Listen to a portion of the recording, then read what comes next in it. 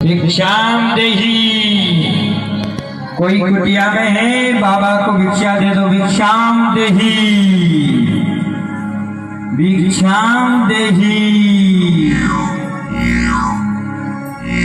माँ जानकी जी ने सुना, बोले कोई साथ आया है जंगल में,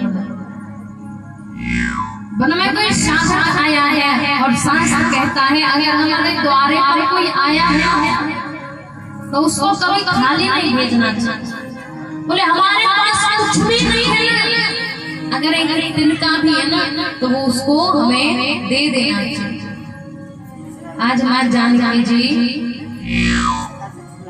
जैसे ही रावण के सामने पहुंची, कुटिया से कंदमूल फल इत्यादि लेकर, और जैसे ही बीच में रेखा, इस तरफ रावण और यहाँ माता जानकी। मैया ने प्रार्थना करी, बोले बाबा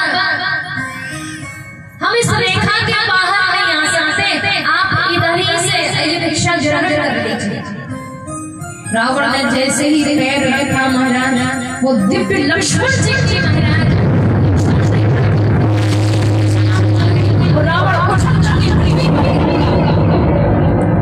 आज जैसे ही महाराज रावण में भी हो गया। ये कैसी शक्ति है, ये कैसी शक्ति है जो उधर चरगरी जाने दे रही है? ये कैसी शक्ति है महाराज? रावण ने देखा, बोले कोई दिव्य रेखा है और मैं इस रेखा को पार नहीं कर सकता, इतनी शक्ति है। रावण ने कहा जानकी जी से, देवी मैं कभी भी किसी की कुटिया के भीतर प्रवेश करके भिक्षा ग्रहण नहीं करता, मैं हमेशा द्वार पर ही भिक्षा ग्रहण करता हूँ।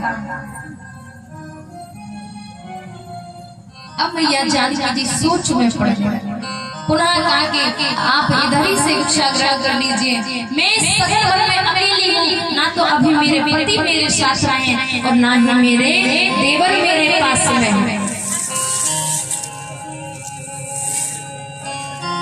मैया बार बार प्रार्थना कर रही। रावण ने कहा ठीक है आप हमें भिक्षा मत दो, हम वापस जा रहे हैं। रावण जाने लगा महाराज, माता जानकी जी ने कहा साथ से, बोले बाबा थोड़ा रुकिए। रावण तो यही चाहता था, लौट आया। मैया जानकी जी ने भगवान को स्मरण करते हुए प्रार्थना करी और कुटिया के बाहर आ गए। ध्यान देना ये कथा क्या है? ये कथा क्या है? बोले स्त्री को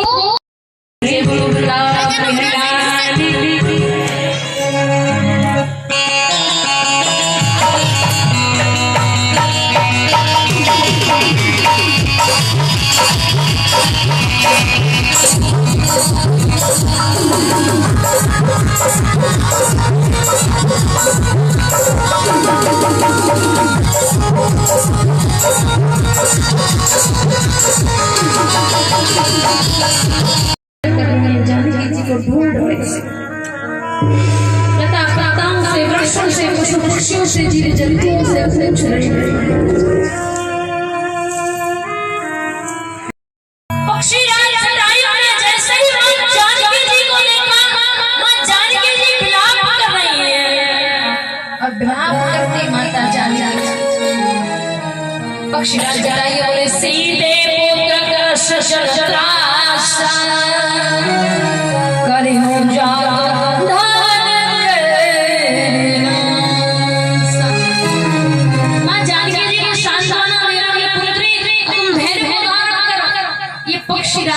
तुम्हारी प्राण रक्षा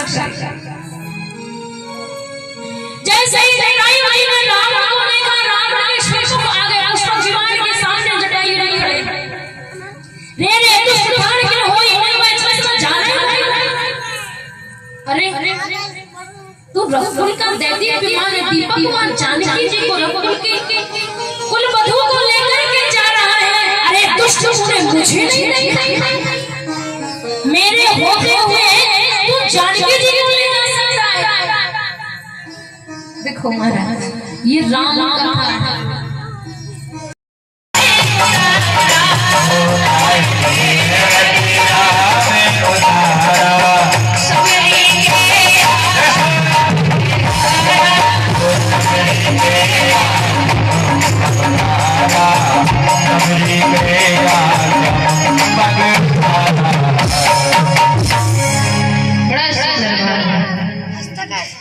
शबरी मैया कौन है?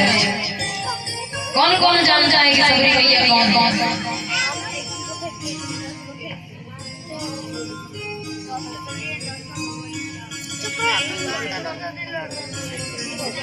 एक राजा थे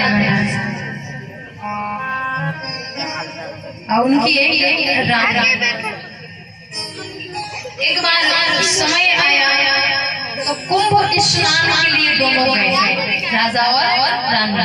कहाँ? कुंभ स्नान के लिए।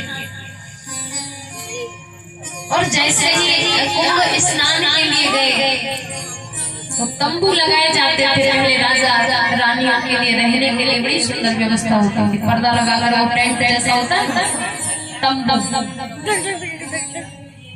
उसमें पर्दा लगा और वो रानी देख रही थी। संत महात्मा भगवान का भजन कर रहे थे। रानी को लगा कि देखो कितना अच्छा है, सब भगवान का भजन कर रहे हैं, हम भी भगवान का भजन करें। रानी ने राजा से आज्ञा मांगी कि ये संत भजन कर रहे हैं और इनके साथ बैठ करके हम भी भजन करना चाहते हैं। राजा ने कहा देवी अब आप रानी हो और एक रानी संतों के बीच में बैठ बैठ के भजन करे, ये मर्यादा के विरुद्ध है। एक राष्ट्रीय मर्यादाएं होती है महाराज। आज उस रानी ने अपने मन में सोचा महाराज कि अगर मैं रानी ना होती ना तो संतों के साथ बैठ कर भजन करती। अरे ऐसा राजर्षि का क्या भोग भोगना, ऐसे सुख ऐसे यश का क्या ही लाभ है कि हम भगवान का भजन भी नहीं कर सकते। ऐसे यश का क्या लाभ है कि जो लाभ हमें भगवान के भजन से रोक रहा है। ध्यान देना, कोई भी कार्य अगर वो हमें भगवान के भजन से रोक रहा है ना तो उससे तुरंत दूर हो जाए। आज उस रानी ने जैसे ही रात्रि हुई और उस रानी ने उसी प्रयागराज के सुंदर से संगम में अपनी देह का त्याग कर जैसे ही सुबह हुई राजा ने देखा कि रानी तो उसी त्रिवेणी संगम गंगा जी में ढुलाया गया। गोताखोरों ने ढूंढा तो उस रानी का शव मिला। आज जब उस रानी ने अपनी देह का त्याग किया तो परमात्मा से प्रार्थना बोले प्रभु आप जो बनाना चाहो सो बना दे, लेकिन अगले जन्म में रानी मत करना। वो आपके माथे पर लगता। आप सोचते हो ना कि क्या ही होगा महाराज ने खाने पीने से, तो ध्यान देना जीव चाहे छोटा हो या बड़ा हो, एक जीव हत्या का पाप लगता है और जब जीव हत्या का पाप लगता है तो वो दोष ही होता है। वो चिमटा या चिमटी या मगरमच्छ या मछली ये नहीं देखे जाता। आज थोड़ी सी अपनी पेट भरने के लिए हमारा जीवों की हत्या कर देते हैं। या मैया सौरी ने अपना विवाह जो हो रहा था उन जीवों की प्राण रक्षा के लिए अपने विवाह वाले दिन ही अपना घर छोड़ दिया। विवाह के दिन ही अपना घर छोड़ दिया और घर छोड़ करके मतंग ऋषि के आश्रम में पहुंचा।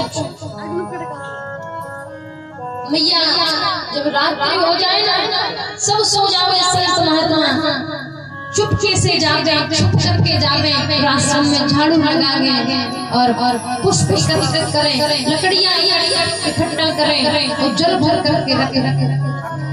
धीरे धीरे आज मतंग ऋषि ने देखा उन्हें कौन करता है।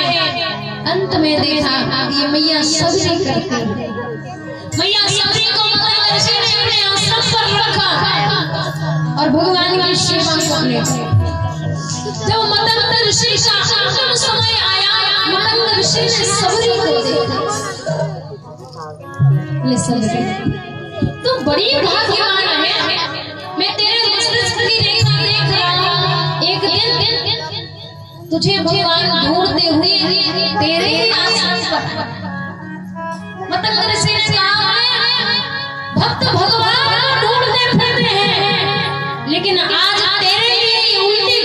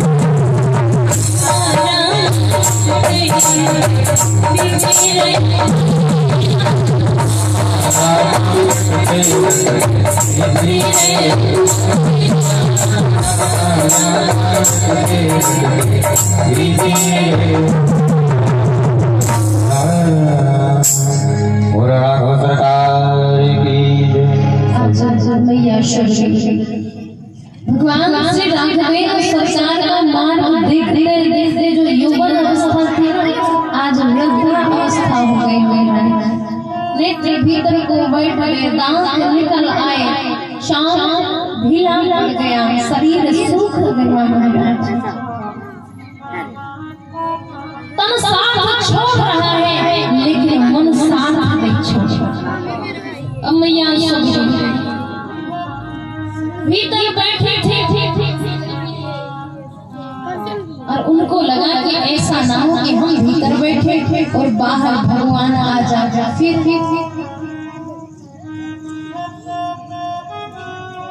आज मैया भीतर जा गए और बाहर आ गए, भीतर जा गए बाहर आ गए। यह कौन दिखा कुटी नारी देव तो जात है मोद भरी, छिन भीतर बाहर हो कुछ नहीं, सुख सो नहीं बैठत एक घड़ी, या पेट में चुपीर भई या व्योम मानस मां परी। अब जान परी रघुनाथ के प्रेम के मूर्त रूप है ये मैया मैया शरीर में सोच रही है, प्राण और तिहारी किचे अब अंत में तुम में जाए समय है। बोले प्रभु हमको पता है कि आप नहीं आए ना और हमारी मृत्यु भी हो गई ना, तो हमें पता है कि आप आएंगे विलीन हो जाएंगे कि ईश्वर अंश जीत जीता आपकी ही आप में ही मैं समाहित हो जाऊंगा।